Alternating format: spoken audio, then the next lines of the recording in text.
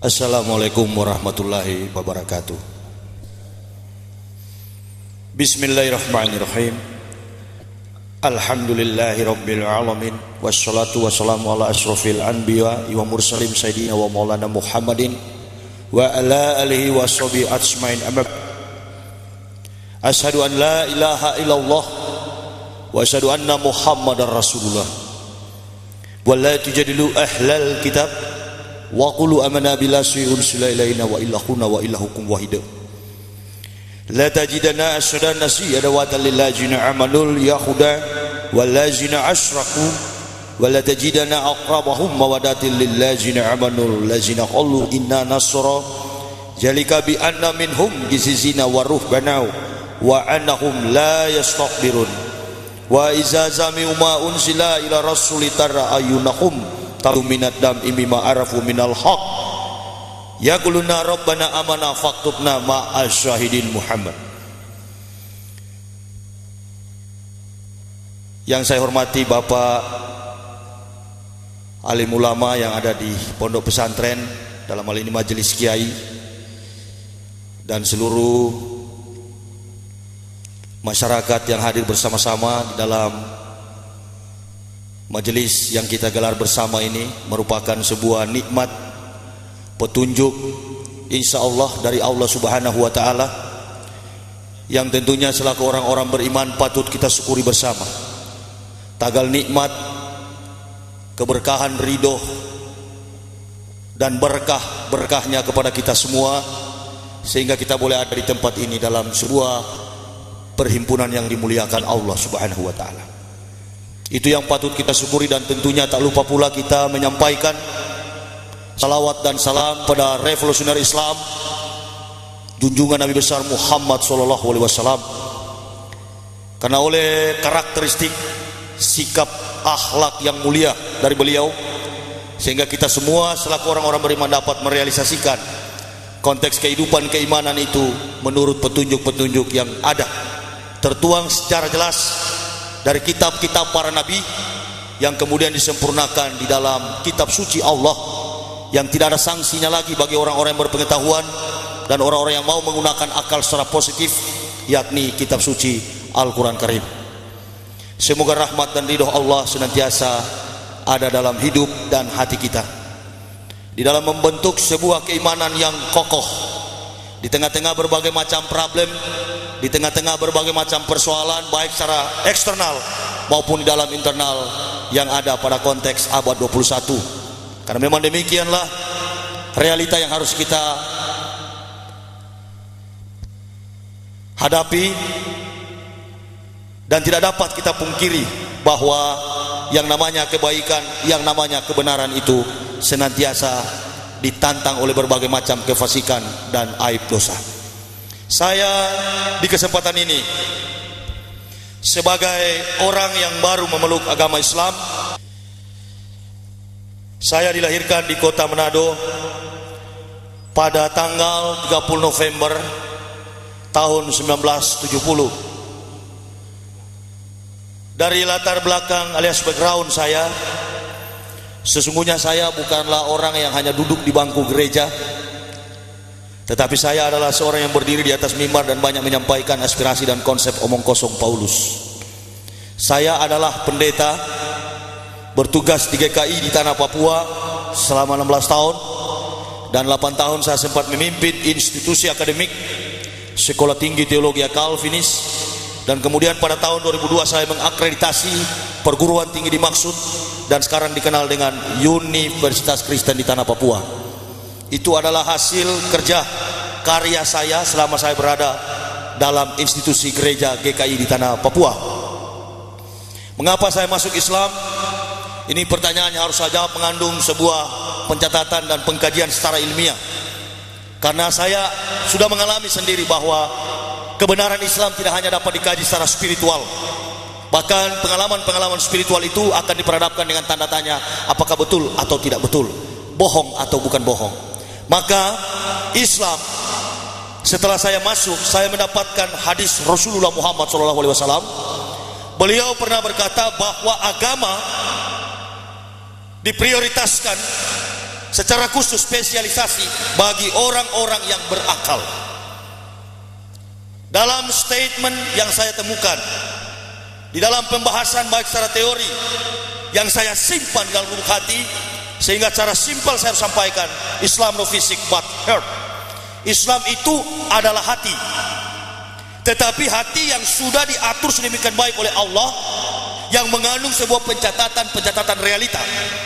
Hati ini terkandung berbagai macam persoalan hidup, tetapi Islam membentuk sebuah kekuatan baru di dalam hati manusia, dan kekuatan itu tidak secara assumption, tetapi pencatatan itu terjadi atas proses faktualisasi kebenaran-kebenaran secara nyata melalui sains ilmu pengetahuan. Ini penyelidikan atau disertasi temuan yang saya temukan secara translate Indonesian dalam bahasa Indonesia Al-Quran. Saya banyak melihat dalam terjemahan secara kasat mata seluruh ayat-ayat dalam Al-Quran. Ternyata jangankan hal surga neraka, jangankan vertical contact, hubungan antara Allah dan manusia, self realization and God realization, tetapi yang saya temukan adalah begitu besar kekuatan, kebesaran, nikmat yang diberikan Allah di dalam firman-Nya Al-Quran, sehingga Al-Quran tidak mampu disangga oleh kekuatan iptek, ilmu pengetahuan dan teknologi. Mengapa demikian? Betapa beruntungnya manusia ketika memeluk agama Islam, karena Islam mampu menceritakan segala bentuk realita yang pernah, sementara, dan akan terjadi. Sebaliknya, di dalam Bible, hati-hati, saya tidak pernah mengatakan kitab suci Kristen yang pernah saya imani itu Injil. Karena di dalam konteks The Gospel of Barnabas merupakan murid terakhir Isa alaihissalam yang bukan Yesus, itu tidak pernah mencatat dalam sebuah sejarah bahwa Nabi Isa itu adalah Tuhan.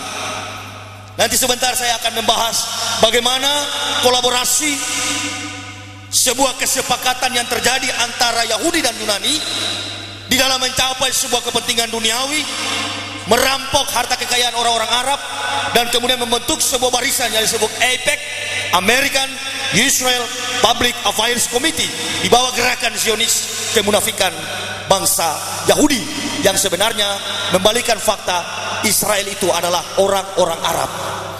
Nanti sebentar saya akan mengungkapkan secara sejarah, karena sejarah itu adalah ilmu pengetahuan, dan ilmu pengetahuan itu adalah kebenaran. Tidaklah seorang dapat menemukan kebenaran itu tanpa proses penalaran, pembuktian di dalam sejarah. Nah, ini yang perlu kita garis bawahi sebagai asal, sebagai awal di dalam saya mengawali statement atau pernyataan mengapa saya masuk Islam. Orang bodoh tidak akan sampai kepada Islam, bahkan oleh kebodohan tidak menutup kemungkinan akan murtad dari kehidupan Islam. Dan ini yang saya pahami secara teoritis, dan tentunya akan dituntut oleh para kaum muslimin wa muslimat dengan bentuk-bentuk praktikalnya, praktikumnya secara nyata tentang bentuk-bentuk syariat di dalam Islam. Saya amat sangat tertarik, dan selama setahun usia keislaman kami sekeluarga, betapa bahagianya saya laksana manusia yang dirantai. Saya sekarang terlepas dari rantai-rantai itu. Mengapa saya harus memilih Islam sebagai pedoman hidup? Saya sempat menginap di pesantren Al-Amin, dan saya menangis membaca sebuah saya membaca sebuah spanduk, sebuah publikasi yang ditaruh di pampang di pinggir jalan, tapi tolong diterangi lagi spanduk itu, karena saya lihat sudah agak luntur tulisannya. Saya sampai keluar air mata, saya membaca situ, pedoman hidup Al-Quran dan As-Sunnah. Semua kota saya telah kelilingi, 14 provinsi Indonesia, tidak pernah ada statement semacam itu. Dan memang siapapun manusia, apapun agamanya, dari manapun kultur budayanya, bahasanya, kaumnya, tetap hidup harus mengedepankan Al-Quran dan As-Sunnah, supaya praktek kehidupan kita nyata sebagai manusia yang berarti, makhluk yang termulia. Ini persoalan yang sebenarnya prinsip, bukan pindah agama, bukan.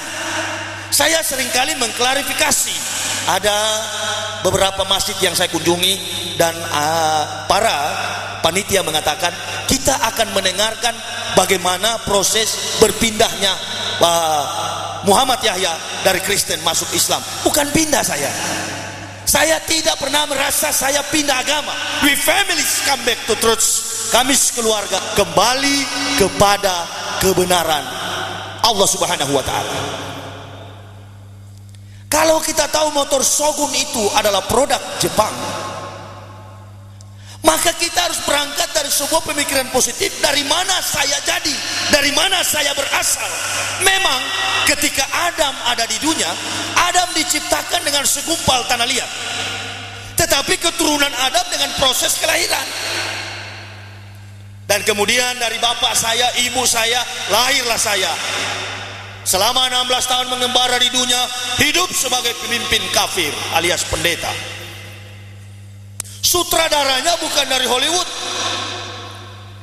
Dari Hollywood menyaksikan sebuah layar lebar, membuat sebuah pernyataan di dalam teori, dan kemudian menanyakan dalam gerakan action manusia. Jadi sebuah film itu berdasarkan proses realita dan peristiwa yang sudah terjadi. Tetapi yang mengislamkan kami ini adalah pencipta sejarah, yakni Allah Subhanahu wa ta'ala. Maka dikonsepkan dalam sebuah rumus teologi Islam, itulah hidayah.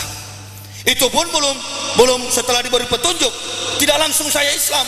Ada satu lagi yang lebih nikmat, yakni inayah atau pertolongan.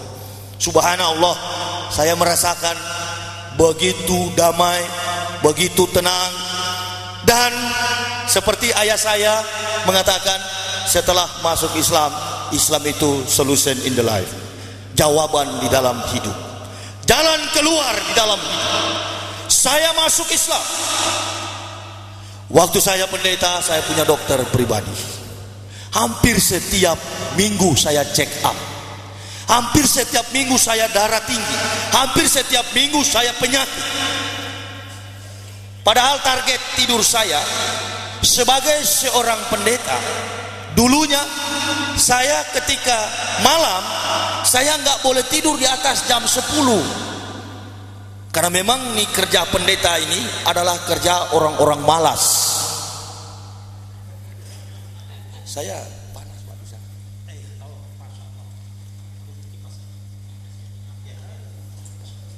satu nih bapak ya. Jadi kerja pendeta ini adalah kerja orang-orang malas. Mengapa saya katakan orang malas? Karena si pendeta ini hanya duduk di dalam gereja, cuman kaos kaki dan sempak celana dalam yang tidak pendeta beli. Tetapi semua dari ujung kaki sampai ujung rambut disiapkan oleh jamaah. Bahkan jemaah yang sudah siang malam mencari nafkah dengan keringat darah barangkali ya, harus membayar pajak kepada seorang pendeta. Na'udzubillahi min dzalik. Pendeta cuma duduk, sementara ilmu yang disampaikan tidak sampai kepada salvation, tidak sampai kepada rumus keselamatan. Ini baru saya sadari. Sudah itu saya semangat sekali, pantang mundur, hidup atau mati di dalam menyampaikan dakwah kebenaran Islam.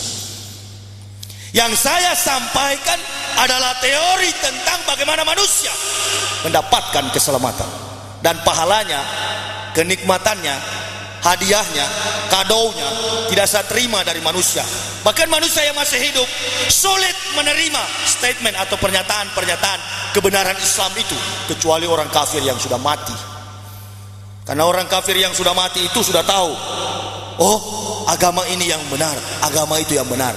Maka di mana-mana saya berbicara, saya tidak pernah memposisikan Islam pada kedudukan agama.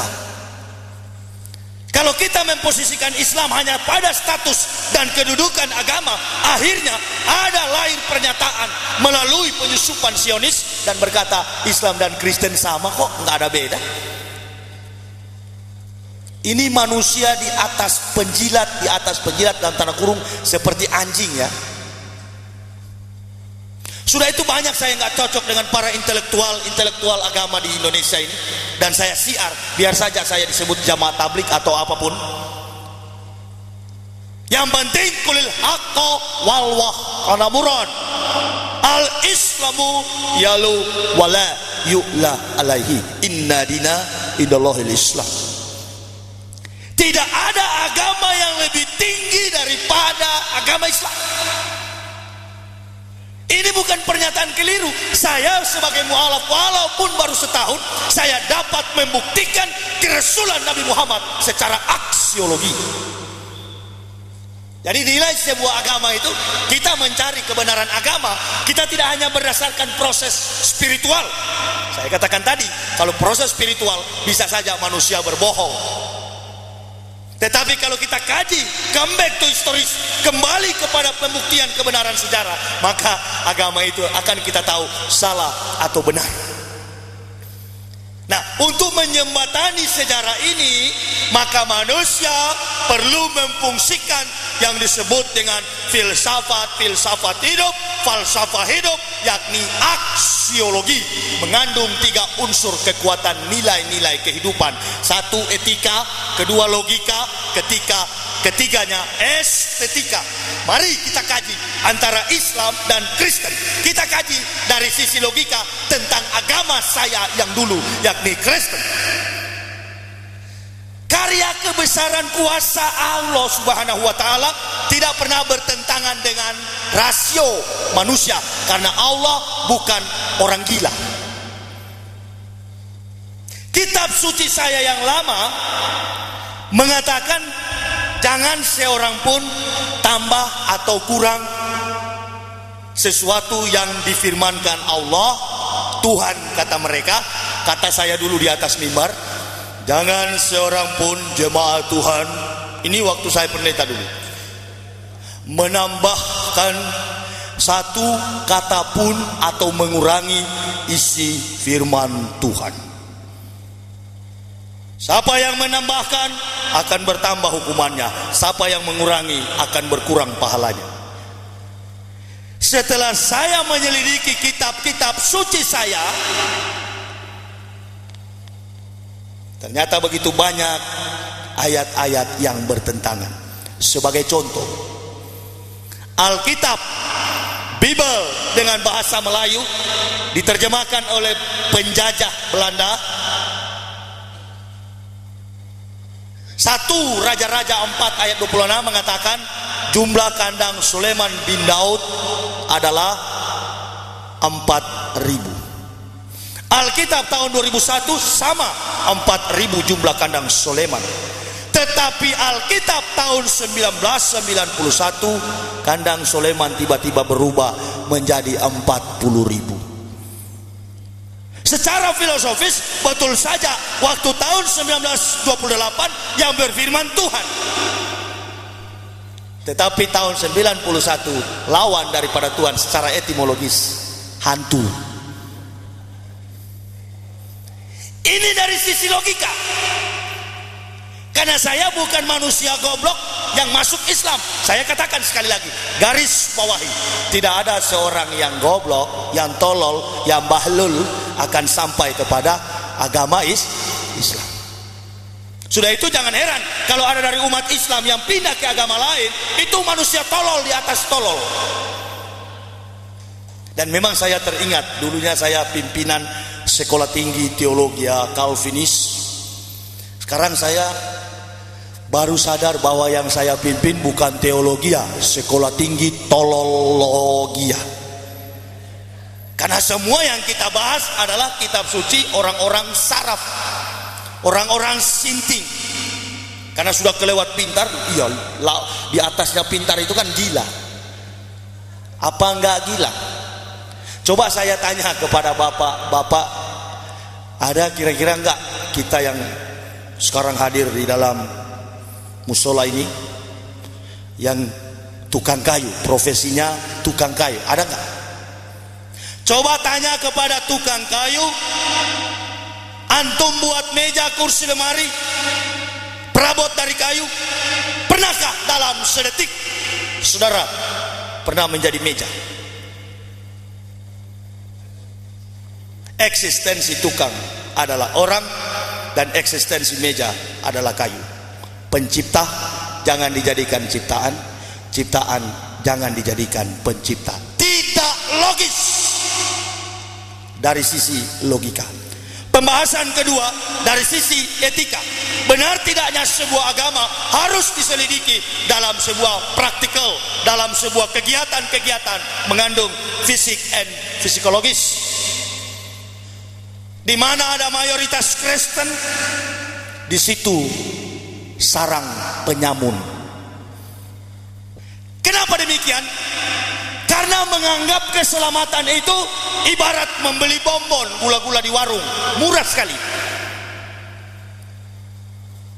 Nggak bisa main-main ini kebenaran. Kenapa saya serius? Saya nggak pernah ngolok agama orang. Biar aja, lakum dinukum wal yadin. Agamamu agamamu, agamaku agamaku. Tetapi satu, sebagai hamba Allah, tentunya saya harus menegakkan kebenaran itu. Apapun resikonya, mau hidup kah, mau cacat, mau mati, mau dipenjara, no problem. Ini kebenaran, nggak perlu dikawal saya, nggak pernah takut saya. Basis Kristen saya siar tablik akbar di Manado, dan saya sampaikan lebih baik dikatakan gila tetapi tidak sesat, karena orang gila belum tentu sesat, tetapi orang sesat lebih daripada gila. Di mana ada mayoritas Kristen, basis Kristen, di situ penyamun, mabuk, diskotik, dansa, hura-hura. Kampung saya Manado itu paling banyak sekali Islam KTP. Sudah itu saya siar kemarin, saya katakan toleransi yang kebablasan. Hormati, ya, merupakan ajaran Islam. Menghargai, ya, sesama makhluk, hablum minanas. Tetapi kita sebagai umat beriman ada prinsip ketauhidan, prinsip keimanan. Jangan sampai kesucian, kemuliaan, kebesaran Allah di dalam diri kita ternoda oleh karena mengakui setiap sepak terjang kelompok kafirun. Jadi di Manado itu orang Islam, agama Islam, sudah enggak sholat, minum minuman keras. Saya luruskan karena itu tempat kelahiran saya. Menjaga jangan sampai terjadi kerusuhan. Eskalasi konflik yang ada di Poso, yang ada di Ambon, yang ada di mana-mana saja tidak ada hubungan dengan kekuasaan, kebesaran dan kekuatan ajaran Al-Quran. Enggak, tetapi itu merupakan sebuah strategi politik yang dimainkan oleh para politikus berhati binatang. Enggak ada hubungan. Dari sini sengaja diciptakan oleh para pemimpin dunia di bawah gerakan Zionis. Kita kacaukan sistematika agama itu karena memang Belanda ini licik. Tidak ada strategi homogenisasi, tidak ada. Tetapi heterogenisasi dia bangun. Di utara dia bangun Kristen di Manado, basisnya. Di Irian dia bangun di Jayapura. Di Sulawesi Selatan dia bangun di Tanah Toraja. Sengaja. Sudah itu saya selalu ceramah kalau di tempat-tempat basis Kristen. Saya berteriak, negara kita ini tidak pernah dimerdekakan dengan kata haleluya. Tetapi negara kita ini dimerdekakan dengan kalimat Allahu Akbar. Atas berkat rahmat Allah yang Maha Kuasa, didorongkan oleh keinginan luhur supaya berkehidupan kebangsaan yang bebas. Kebebasan kemerdekaan itu adalah Islam. Simple. Biar miskin tetapi kaya di surga sana. Saya tinggalkan gaji ya, secara manusia, secara psikologis, jujur saja saya waktu pertama masuk Islam, apalagi istri saya seorang wanita. Lantas kerja di mana kamu nanti? Ini kan sudah berhenti dari pendeta. Mau makan apa kita? Saya bilang makan batu kalau tidak ada. Karena saya sudah jengkel tiap malam tinggal bisik kerja apa. Saya dari manusia gengsi. dengan gaji puluhan juta tiap bulan. Ketika masuk Islam, di Jakarta saya kerja bangunan. Memang begitu ajaran Islam, biar dapat 2.000, yang penting halal, daripada dapat 35 juta sebulan tetapi nipu orang. Enggak, belum tahu ya gaji pendeta, belum tahu ya.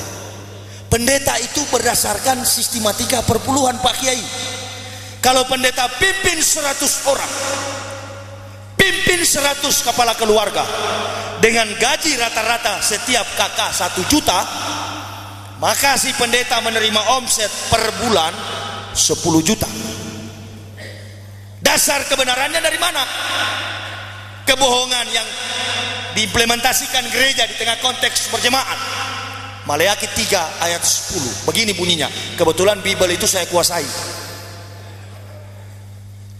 Bawalah persembahan persepuluhan ke dalam perbendaharaan rumah Tuhan. Ujilah aku, jikalau aku tidak membukakan tingkap-tingkap langit dan melimpahkan berkah. Nah, jadi kalau ada jemaat yang tidak bawa perpuluhan, pendeta mulai pelihara kumis tebal-tebal dan main gertak dari atas mimbar. Nah, yang saya pimpin 900 kakak lebih, tolong dikali. Saya pimpin 900 kakak lebih, coba tolong dikali. Dan jarang saya punya jemaat susah, semuanya pengusaha di Riyadh. Belum saya terima insentif dari Stuttgart, Jerman. Kalau Katolik dia menerima insentif dari Roma. Pantai Costa menerima insentif dari Belanda. Nah, dari fakta ini, pendeta dengan pendeta tidak pernah cocok, tidak pernah akur, tidak pernah rukun, tidak pernah damai. Satu dengan yang lain hidup di dalam fitnah, saling menjelekan karena masing-masing mempertahankan omset. Jangan sampai dombanya pindah kepada gembala lain. Kok masih ada lagi orang percaya ya? Saya sudah jadi contoh. Saya sebagai sampel, nih contoh. Ikut saya dong. You come with me. Nggak mau mereka ikut. Para mereka katakan pendeta Yahya itu gila masuk Islam. Subhanallah. Astagfirullahaladzim. Saya katanya pendeta gila yang masuk Islam. Nah, kalau begitu mari kita kaji, kita duduk bersama dan bahas, saya yang gila atau ente-ente di dalam gereja. Kan begitu. Dari sisi logika saja kitab sucinya sudah tidak rasional. Ini menunjukkan bahwa penulisnya kelewat pintar alias sinting, dan seluruh yang mendengar turut menjadi sinting, termasuk saya dulu. Jadi kalau saya masuk Islam, saya baru sembuh dari sinting. Coba cari itu Al-Quran. Kalau dapat satu kelemahan dalam Al-Quran, berarti memang manusia di atas hebat itu. Saya nggak usah suruh orang. Saya pertama sudah dapat ini kepalsuan ini. 800 kepalsuan ini saya sudah dapat. Terus saya ambil Al-Quran 15, karena Bible saya 15 di rumah, Al-Quran juga 15. Saya taruh di depan begini dan saya selidiki. Pertama saya buka tuh Al-Quran bilang begini, aku dapati kamu seseorang yang bingung. Loh, dia tahu. Memang waktu itu saya bingung, tapi di bawah footnote-nya, di bawah catatan kaki daripada Al-Quran itu, itulah bagusnya Al-Quran. Di bawahnya ada catatan kaki alias asbabul nuzul. Jadi ada alasan-alasan turunnya ayat dan pernyataan-pernyataan yang sangat asing dijelaskan di bawah catatan kaki itu. Jadi katanya bingung mencari kebenaran. Dia tahu. Saya tutup. Saya agak lama isap rokok lagi dan saya buka secara spontan, refleks saya buka. Tak, lihat lagi. Di sini lagi. Itu saya nggak tutup, saya buka satu persatu, saya cari ayat-ayat yang punya tanggal, bulan dan tahun. Akhirnya saya dapat surat Al-Kahfi, Ashabul Kahfi. Itu katanya 4 pemuda masuk ke dalam gua bersama seekor anjing dan mereka hidup 309 tahun. Tetapi di dalam versi Indonesia, tetapi Allah tidak, seorang pun tidak tahu berapa jumlah mereka. Cuma Allah yang tahu. Begitu bunyinya. Nah, saya ambil Al-Quran tahun 78 dan saya lingkari dengan pensil 309 tahun. Saya selidiki. Al-Quran kedua saya selidiki, sama. Yang masuk ke dalam 4 orang dengan seekor anjing, bukan beruang. Kalau dia berubah jadi beruang, saya juga barangkali ragu dengan Islam. Al-Quran ketiga, Al-Quran keempat, Al-Quran kelima, Al-Quran keenam. Saya capek buka, saya pikir jangan-jangan di 7 ini baru memang dia salah. Saya buka Al-Quran ke-7 sama dengan Al-Quran 1 dan kelima, 6 itu. Sampai 14 Al-Quran, tinggal 1 Al-Quran. Saya buka, kalau ini 1 tidak betul, saya tidak masuk Islam. Maka saya waktu itu pilih untuk ateis, karena dua-dua sudah nggak benar. Kristen saya sudah tahu sudah tidak betul. Terakhir Al-Quran saya buka dan saya dapati sama dengan Al-Quran 1 sampai 14. Saya panggil istri saya dan saya katakan, ayo kita masuk Islam, ini dia yang betul. Istri saya bilang, memang kamu sudah gila barangkali ya. Yang hidupkan kita selama ini adalah Yesus itu juru selamat. Padahal Yesus ini bukan orang Israel, orang bule yang di kayu salib itu. Itu yang di kayu salib. Kalau orang Bani Israel asli, nah ini Bani Israel asli mana orang? Ini yang bagaimana orang Arab? Itu yang Israel asli. Nah seperti abak sana, itu yang Israel asli. 63 Masehi, sebelum Masehi sampai 70 Masehi, Romawi menjajah Yerusalem, dan baru ada asimilasi, perkawinan campur. Bagaimana iman, status sosial daripada orang Yerusalem, maka Romawi dengan strategi perang politik mengirimkan perempuan Romawi, terjadilah asimilasi, kawin campur, lahir Bani Israel putih yang tidak benar lagi, yang tidak tulen lagi, namanya Yahudi. Jadi yang kulit putih itu, tapi sesungguhnya Israel itu adalah Arab, karena tidak ada negara Israel dulu itu, tidak ada. Semua itu adalah wilayah Uni Emirat Arab. Begini contohnya supaya lebih simpel lagi, lebih sederhana lagi. Pak Margono datang ke Makassar. Sampai di Makassar, Pak Margono punya anak laki-laki namanya Sutioso. Setelah Sutioso tumbuh dewasa, orang bertanya, sok ente wong opo? Nggak mungkin dia katakan saya orang Makassar, tidak mungkin, karena Pak Margono adalah berasal dari Jawa. Maka dia katakan saya orang Jawa. Ibrahim diperintahkan Allah Subhanahu wa taala, engkau pergi ke Palestina, pergi ke Kanaan, tinggalkan Ur Kasdim, tinggalkan Syam, tinggalkan Iran yang sekarang, kau pergi ke Palestina.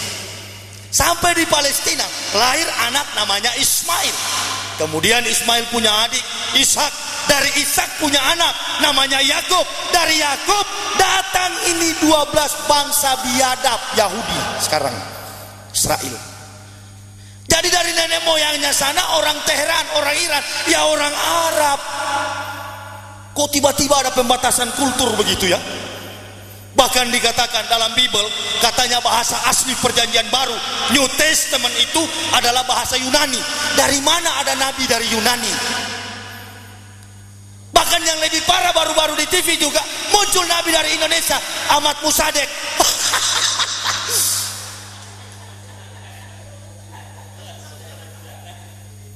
Subhanallah, kurang ajar betul ya. Sedangkan dari Yunani masih diragukan status silsilahnya sebagai habaib. Muncul lagi politikus kelas teri, dari face-nya saja kelihatan tegang, bukan seorang nabi, nggak bercahaya, saya lebih bercahaya. Ahmad Musadek, nabi palsu. Saya ceramah di Makassar, kalau ada orang ngaku nabi setelah Nabi Muhammad, itu N diganti B jadi babi, haram. Ya haram, bukan berarti dianya yang babi. Siapa tahu dia masih bertobat. Tapi manusia semacam itu jangan harap ada pintu taubat. Berani sekali ya, berani. Isa sendiri jangankan pakai Al-Quran, pakai Bible, Old Testament, perjanjian lama, kitab Taurat dan para nabi sudah menubuatkan bahwa di kemudian hari akan tampil seorang nabi, penghibur, penolong di tengah-tengah kamu, yang kemudian namanya Ahmad bin Abdullah. Yahudi rubah karena bisikan Romawi. Jangan pakai itu. Bagaimana kita rekayasakan ini menjadi Ruach HaKodesi. Ruach HaKodesi diterjemahkan dalam Forensic Language London, The Bible International, di dalam kitab Bible International Amerika diganti dengan kalimat Holy Spirit. Dari Holy Spirit menipu orang Indonesia menjadi Roh Kudus. Perhatikan di dalam kitab suci Kristen saat ini yang mereka pakai, ada di dalam surat Yohanes 15 ayat 17. Di situ dikatakan Yesus menjanjikan penghibur. Di dalam ayat 17 dikatakan, maka aku menjanjikan kepada kamu akan datang di tengah-tengah kamu seorang penolong dan penghibur, yakni Roh Kudus. Mari kita kaji secara akal sehat. Dia bilang seorang, tetapi yang datang itu roh.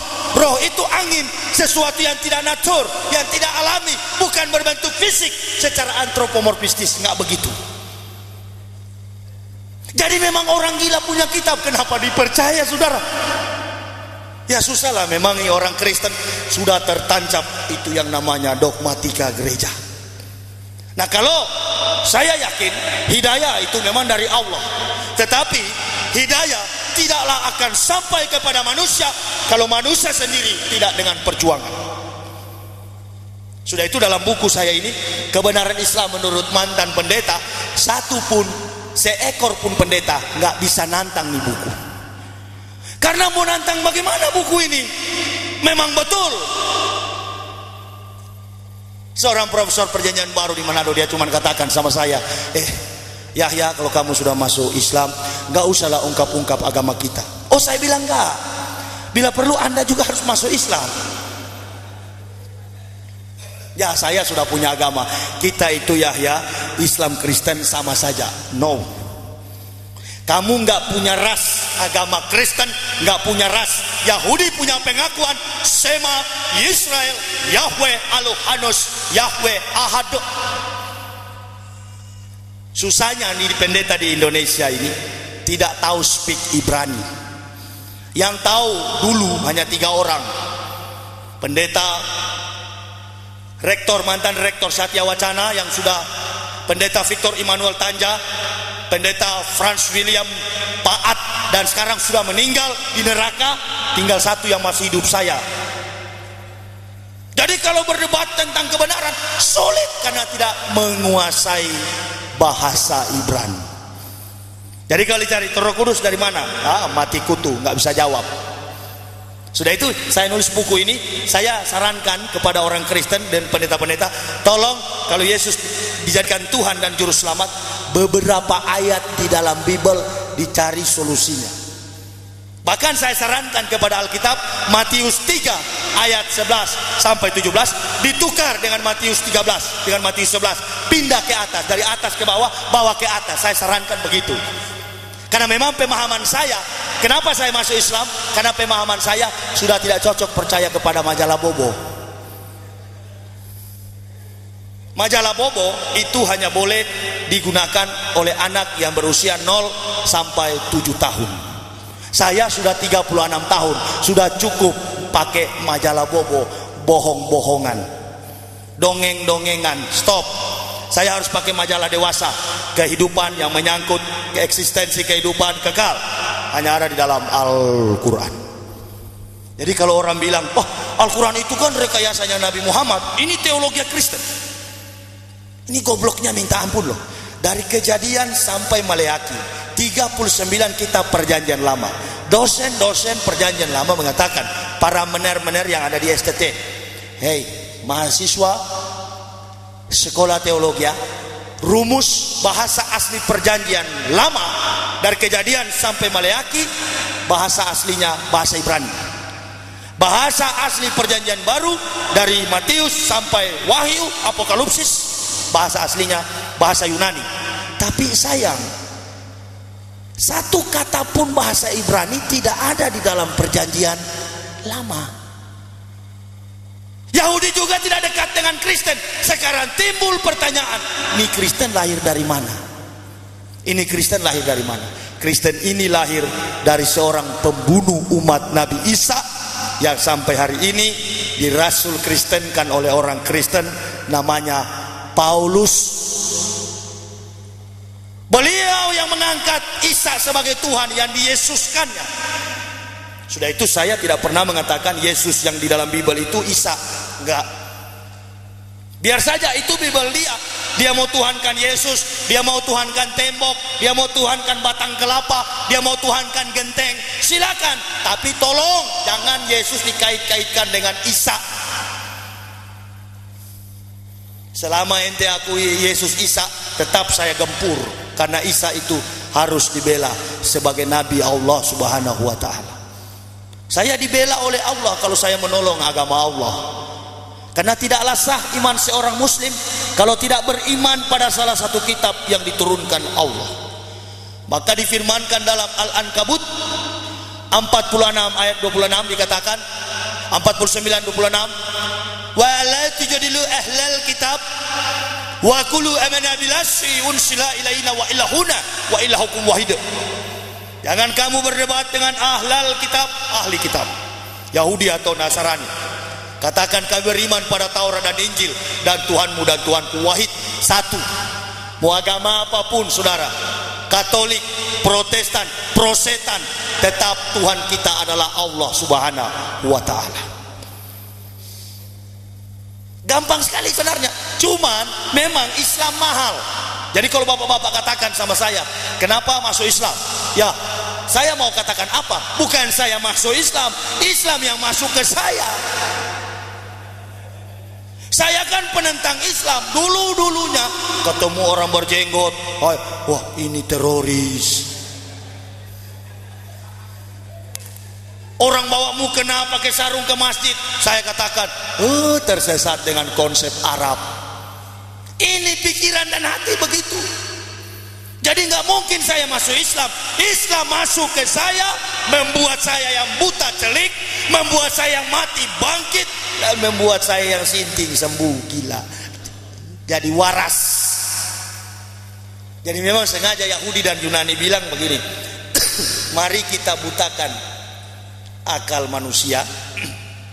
Kalau akal sudah buta, ini jadi buta, hati jadi buta. Kalau hati sudah buta, yakinlah, maka kita bisa raup ini keuntungan dunia. Itu tujuan kok ada Kristen. Adanya Kristen untuk mengumpulkan massa, supaya gerakan Yahudi itu untuk menguasai dunia terrealisasi. Itu saja. Tetapi sayang, sejuta sayang, namanya agama yang dibangun dengan kebohongan dan kepalsuan tidak bisa bertahan. Semakin hari semakin banyak orang yang mengucapkan asyhadu an la ilaha illallah wa asyhadu anna muhammadar rasulullah. Banyak orang yang masuk Islam, baik di dalam kita Indonesia maupun di luar negeri. Orang sudah meninggalkan gereja. Di Amerika orang jual itu gereja, bikin pub, bikin diskotik, restoran, dan rumah-rumah makan. Habis. Karena orang tidak mendapatkan kebahagiaan, orang tidak mendapatkan ketenangan, kegundahan, kegalauan, kekecewaan hati. Walaupun melimpah harta, manusia tidak dapat ketenangan itu. Hanya satu manusia dapat ketenangan itu, ketika mengedepankan pengakuan Allahu Akbar, sholat 5 waktu. Saya rasa sendiri, ini sholat cuma 5 menit, tapi beratnya minta ampun. Hayya 'alas shalah, marilah sholat, tetap masih tidur, karena padahal cuma 5 menit. Tapi dulu waktu di Kristen sampai melompat tepuk tangan 5-6 jam. Asik men. Karena dengan iblis. Tapi ketika masuk Islam cuma 5 menit sholat, enggak lama sebenarnya. Aduh minta ampun beratnya. Pakai wudhu segala lagi. Iya kan? Dulu saya waktu masuk Islam, saya bilang begini sama istri saya, tidak usah wudhu. Untuk apa wudhu-wudhu itu? Allah juga tahu. Jadi mau sholat subuh lagi ngantuk-ngantuk saya begini di atas pagar, tangan saya di atas pagar begini. Ayo mak cepat sudah. Istri saya bilang tunggu, saya lagi wudhu. Begitu saya pegang, kurang ajar, kotoran manusia. Nggak tahu dari mana, tidak ada pohon. Tidak mungkin manusia buang air besar dari atas langit, nggak mungkin. Tunggu mak, saya mau ke kamar mandi dulu. Kenapa pak? Saya pegang kotoran manusia yang dari atas pagar. Dari situ saya nggak berani nggak wudhu. Pak Kiai, dari mana ini kotoran manusia ini? Oh, rupa-rupanya disuruh supaya wudhu. Kotoran bau sekali. Saya tahu kotoran manusia karena saya sering pegang. Wah, istri saya bilang begini, berarti kamu ditegur oleh Allah itu.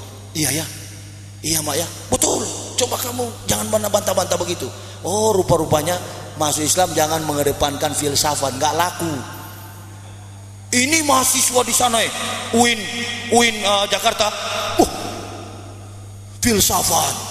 filsafat Homo sapiens di kaca.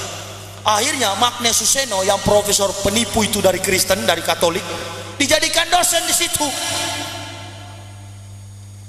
Namanya Yahudi, Nasrani, Kristen itu tidak senang sampai kita pindah kepada akidahnya.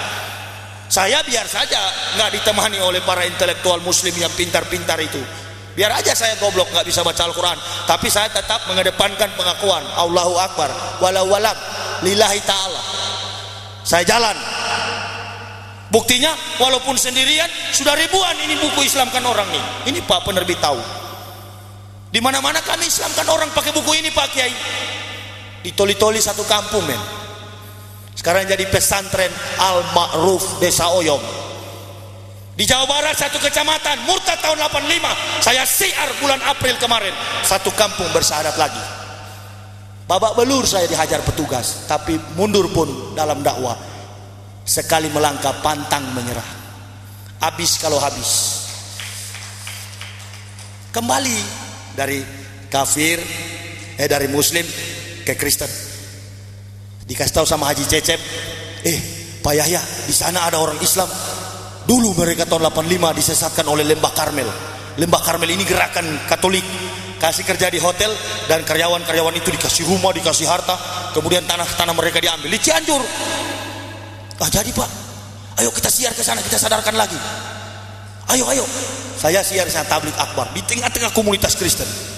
Ada beberapa ustadz nggak berani naik karena jauh jalan kaki. Ustadz itu bilang, aduh nggak berani kami Pak Yahya.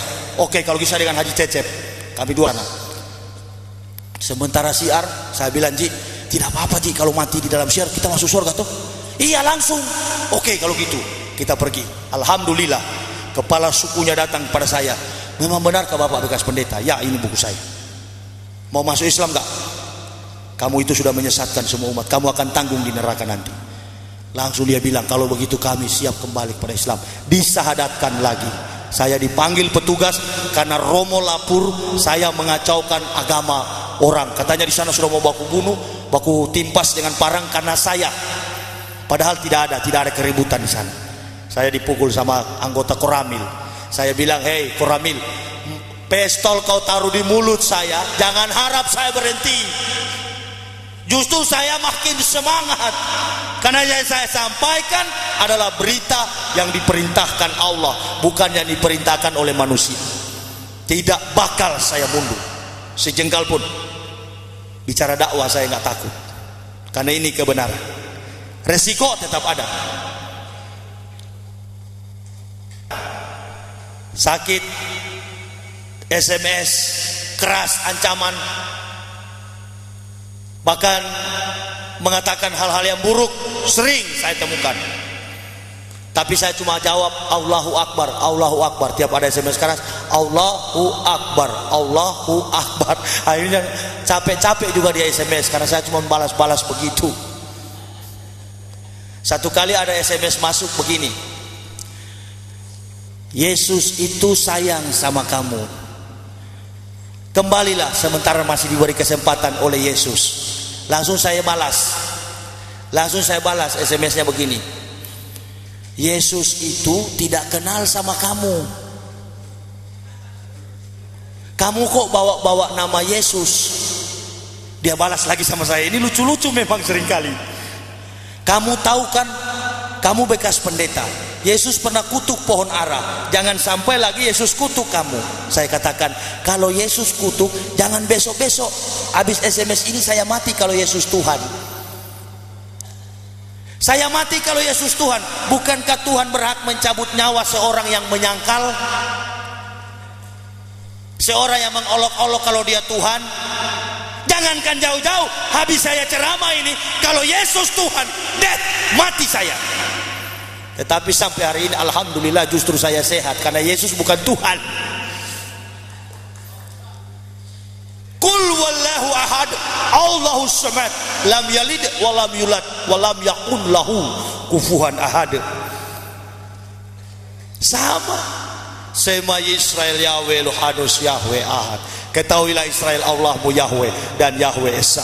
Biadabnya Yahudi tidak pernah mengatakan Yesus Tuhan. Katanya Yesus disalib di Golgota. Golgota ini bahasa Ibraninya tengkorak, bukit tengkorak. Katanya ini tengkorak ini di pinggiran Yerusalem. Tidak mungkin kalau Yesus disalib di Yerusalem, bait Allah terbelah dua, Baitul Muqaddis terbelah dua, orang mati bangkit hidup, kalau Yahudi tidak masuk Kristen. Tapi buktinya agama Yahudi bukan Kristen, Yudaisme. Nah sekarang ini Kristen dari mana? Kristen itu adalah alat Yahudi untuk melancarkan kegiatan-kegiatan Zionis Israel. Kekuatan legitimasi politik, pemerintahan, pertahanan, keamanan, ekonominya, kedudukannya adalah PBB, di bawah panji dan bendera PBB. Nggak usah bohong, saya dari pendeta tahu itu. Sudah itu kita Kristen di Indonesia bilang nggak usah takut, PBB dekat dengan kita. Ini orang-orang Kristen ini sudah terjadi pembusukan hati dan akal.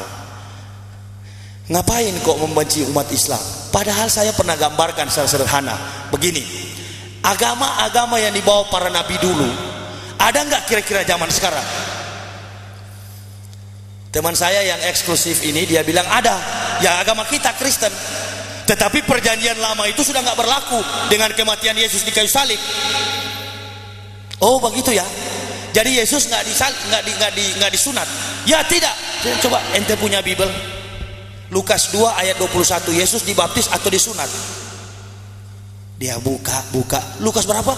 Lukas 2 ayat 21. Saya sudah muslim, kamu masih Kristen. Buka. Apa bunyinya di dalam? Ternyata bunyinya begini, Lukas 2 ayat 21. Pada hari yang ke-8 ia disunat dan diberi nama Yesus. Yesus dibaptis atau disunat? Kenapa kamu nggak sunat? Nggak usah takut, bukan di batangnya, cuma di ujung.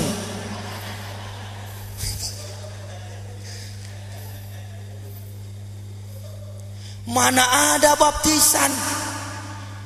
Baptisan itu adalah sarana supaya rumus homoousios, Bapa, Anak, dan Roh Kudus satu di dalam Esa, Esa di dalam tiga.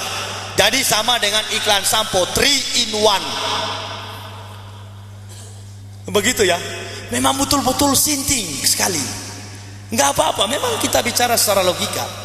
Agama Islam itu agama yang rasional, dan karya kebesaran Allah di tengah dunia sangatlah rasional, tidak pernah bertentangan dengan akal manusia. Subhanallah. Jadi saya pikir-pikir, kenapa biar hidup susah? Biar saja susah, yang penting kita masuk surga. Amin ya rabbal alamin. Teman-teman saya itu yang Kristen betul kaya, mereka tiap bulan terima gaji berpuluhan, tapi satu dengan yang lain seperti anjing dan kucing. Coba ini yang direkam ini dijadikan CD baru disebarkan. Pasti pendeta-pendeta yang dengar, aduh dia telanjangi lagi kami. Memang betul ya. Siapa tahu juga setelah jadi CD disebarkan dan para pendeta-pendeta itu sadar dan bersatu. Tapi namanya setan dengan setan susah pak. Pastor dengan pendeta, pendeta dengan pastor, nggak baku cocok. Karena pendeta bilang sama pastor, pastor munafik. Teman saya Steffi, dia itu waktu SMA dengan saya mania perempuan. Kok tiba-tiba dia sekolah kepastoran, jurusan kepastoran, tamat jadi pastor, ditempatkan di Filipina. Setiap Natal ketemu di Manado. Saya tanya begini, Steph, ente dulu kan waktu SMA suka-suka pacaran. Sekarang kamu kok jadi pastor? Apa mampu nggak kamu menghadapi tantangan seks? Dia bilang, oh mana saya mampu, kalau saya mau saya tinggal buka itu baju imam dan saya cari di pinggir-pinggir jalan. Saya bilang, kurang ajar betul juga kamu. Tidak apa-apa, kan kamu pendeta, saya pastor. Dia tidak tahu 2006 saya mau masuk Islam. Habis dia sekarang, saya bongkar. Jadi dilarang poligami, tapi zina jalan terus.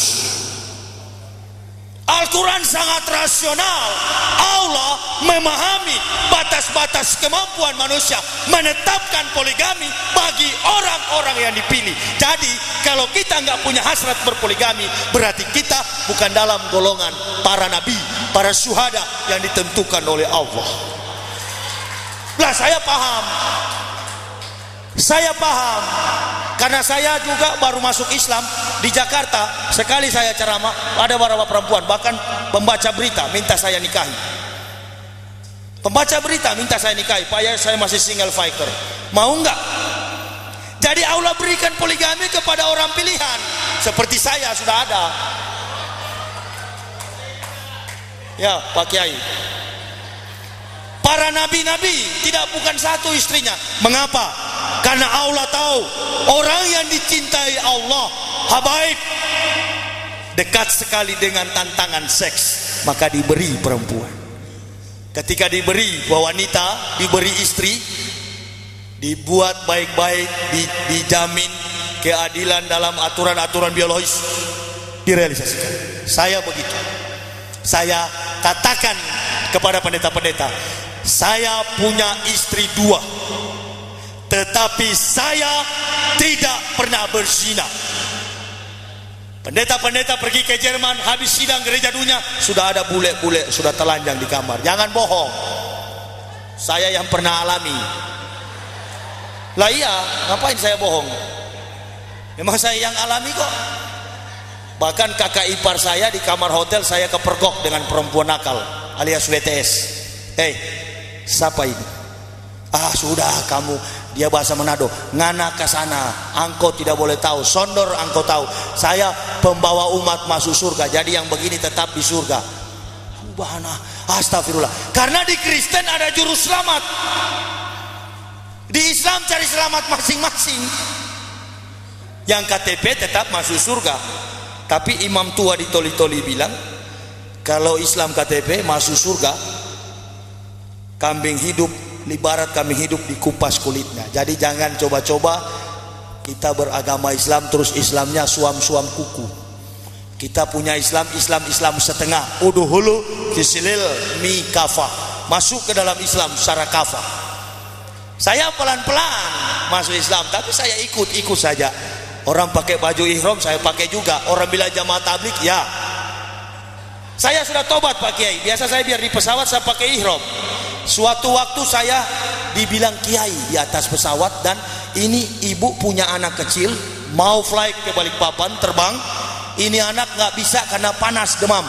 Langsung ibu dekati saya. Assalamualaikum Pak Kiai. Waalaikumsalam. Anak pakai tajwid juga. Waalaikumsalam warahmatullahi wabarakatuh. Kenapa? Ini anak saya Pak Kiai. Kita sudah beli tiket, ini kan hitung dewasa. Astagfirullah. Jadi tolong Pak Kiai didoakan. Ini cuma doa satu, Al-Fatihah saja. Andalan. Loh, step by step. Daripada banyak ayat tahu berdoa-doa selamat tapi jarang sholat, percuma. Jangan pandang enteng sama saya. Saya bilang, ayo Bu di sudut sana. Ayo. Dalam hati duk dak. Doa apa ini yang saya mau pakai? Saya bilang nanti itu Rabbana atina fid dunya hasanah wa fil akhirati hasanah wa qina azabannar. Tapi Al-Fatihah dulu. Saya ingat Ketua MUI Toli-Toli Pak Yusuf Yamani bilang bahasa Indonesia pun boleh. Wah, saya langsung Bismillahirrahmanirrahim. Ibu juga sudah Allah. Ini mu'alaf baru 3 bulan. Dalam hati saya bengkok, saya berdoa bagaimana. Terus saya katakan Bismillahirrahmanirrahim. Ya Allah, ya Tuhanku. Amin. Ibunya amin. Seorang ibu ini datang kepada saya, Allah, sebagai hambamu, dan dia menginginkan supaya hari ini dia bisa terbang bersama-sama dengan anaknya menuju ke Balikpapan. Ya Allah, buktikanlah kekuasaanmu bahwa engkau mengasihi dan engkau sanggup memberi kekuatan kepada orang-orang yang berharap dan beriman hanya kepadamu. Rabbana atina fid dunya hasanah wa fil akhirati hasanah wa qina azabannar. Al-Fatihah. A'udzu billahi minasyaitonir rajim. Bismillahirrahmanirrahim. Alhamdulillahirabbil alamin. Ar-Rahmanir-Rahim. Maliki yaumiddin. Iyyaka na'budu wa iyyaka nasta'in. Ihdinas siratal mustaqim. Siratal ladzina an'amta 'alaihim ghairil maghdubi 'alaihim waladdallin. Amin. Langsung dingin, sembuh, alhamdulillah. Sampai di pesawat dilarang oleh Prakawati, ini anak kurang sehat, jadi ibu, tolong ibu jangan dulu berangkat, biar dulu ini anak sembuh. Saya langsung berdiri. Di dalam Islam, wah, banyak sekali dalam pesawat. Islam tidak pernah gentar dengan kematian. Dan kalau Anda meragukan, kamu muslim? Ya Pak, saya muslim. Alhamdulillah saya muslim. Kalau kamu muslim, sini itu anak saya yang peluk. Saya yang peluk. Tapi begitu turun di Balikpapan, habis ada sisa kotoran anak kecil dan pipis. Kotor baju kiai Pak. Turun di Balikpapan saya, kotor baju saya, dikencingin oleh anak itu. Saya bilang alhamdulillah, pahala. Jadi dari situ saya taubat lagi pakai begini karena dipanggil kiai. Ada kalanya saya pakai topi putih. Halo Pak Haji, alhamdulillah, padahal belum naik haji.